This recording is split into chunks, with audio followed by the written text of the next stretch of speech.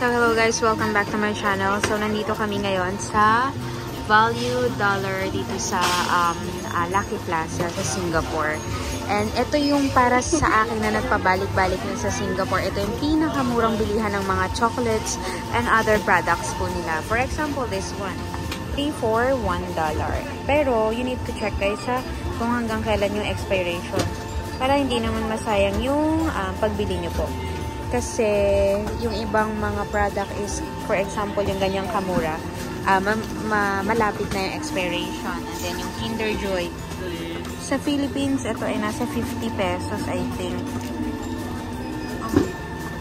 Ayan. But kailangan nyo talagang tingnan yung expiration date para walang masasayang. And of course, meron din naman mga murang mga product na matagal pa yung mga expiration nila. For example, this one is kailan pa ba to? Kasi matagal pa yan. Na-check ko na kanina.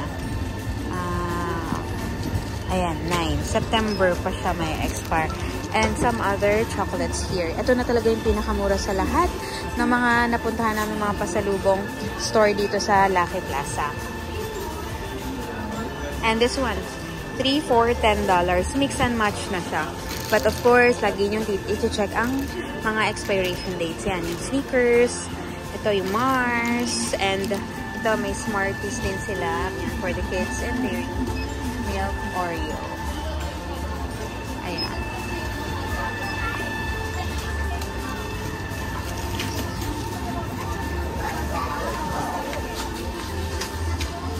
Meron din sila ditong mga shampoos, conditioners, yung mga baby oil, lotions, deodorant. At mura din talaga sila guys. Pero yung iba, na-check ko naman sa Lazada, same price lang. For example, ayan, itong goat's milk, ayan. Medyo ano lang siya, cheap lang siya sa Lazada. Sorry. And meron din sila dito mga perfume. $1.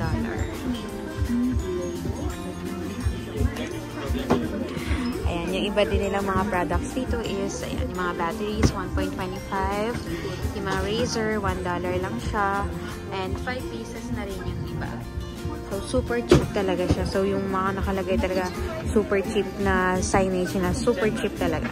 And of course, the Colgate. Ayan yung Colgate nila.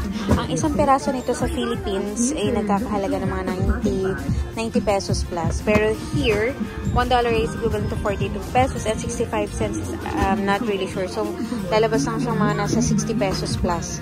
Diba? Sulit. Sulit talaga. And may mga wipes nila. Sa Unitap, nakita ko naman yung mga price ng wipes is halos same lang. Eh, mabigat din siya sa bagay. So, sa Philippines ka na lang bumili. And look at the mga air freshener. $1 lang. Diba? So nice. Look at this. So, $1.25.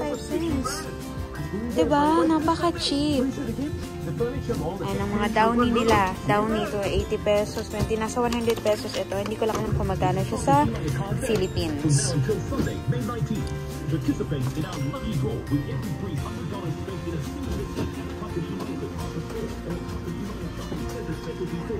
Ayan, may mga hand wash. Dito kami bumibili ng hand wash ni sister. Kasi yung $1 mo, wala kang mabibili sa Philippines na $1 is ganyan na siya kalaki at ilang ml din siya.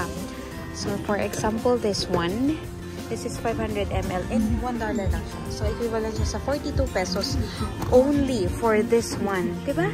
Super worth it yung price na. Right? And yung smell niya, syempre, you can try naman to open this one and smell. And for me, okay na okay yung smell niya. Ayan, ito yung mga Dettol na yan. Ayan, ang bango niya, tapos mura talaga. Ito, hindi ko lang alam kung magkano ito sa Philippines. Pero I think, for 2 pieces niya, i-ano ko pa.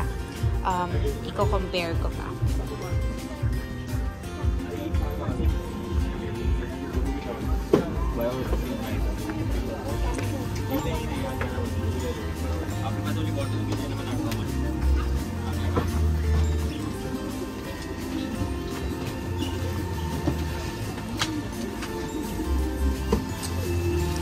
Meron sila sila dito ang direct factory price ng beer, wine, and spirits. Diba? Super, nag-try na ako mag-uwi niyan sa Philippines, pero for souvenir lang. Ayan. Mga maliliit nilang mga style sa bottle ng mga alcohol. Wala akong idea sa comparison ng mga price ng mga liquor, pero syempre yung ads nila na direct factory price, that means it's cheaper. Ayan.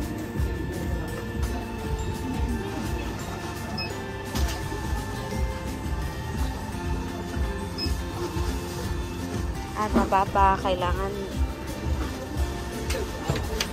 daming tao. Pinaka-busiest day talaga dito sa Lucky Plaza is Saturday and Sunday kasi most of the OFWs and Filipino dito, yun yung day off nila. Sila dito mga luggage.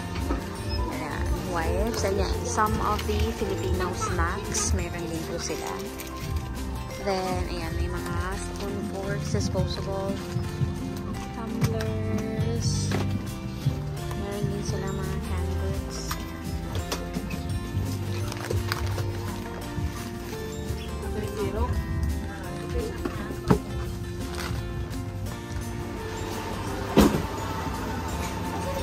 Ayan, yan ang...